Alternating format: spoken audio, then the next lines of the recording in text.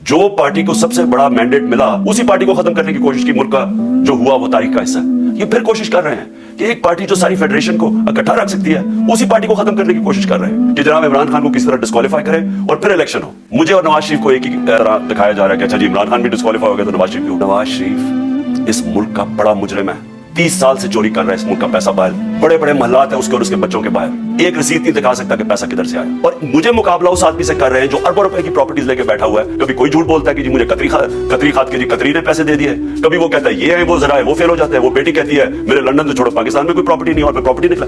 यानी जो बता ही नहीं सकते हैं कि इस मुल्क से बाहर अरबों रुपए की प्रॉपर्टीज है और उसको मेरे साथ कर रहे हैं कि जी आप दोनों डिस्क्वालीफाई हो गए। और जो सबसे शर्मनाक चीज क्या कि जिस आदमी की सारी प्रॉपर्टी सब पाकिस्तान सब डिक्लेयर्ड अपने नाम पे, उसको डिस्क्वालीफाई कर रहे हैं, यानी मैच से बाहर रखने की कोशिश कर रहे हैं। और किनको इस मुल्क में बचाया जा रहा है? इस मुल्क के बड़े बड़े मुजरिम जिनके ऊपर अरबों रुपए के केसेस हैं।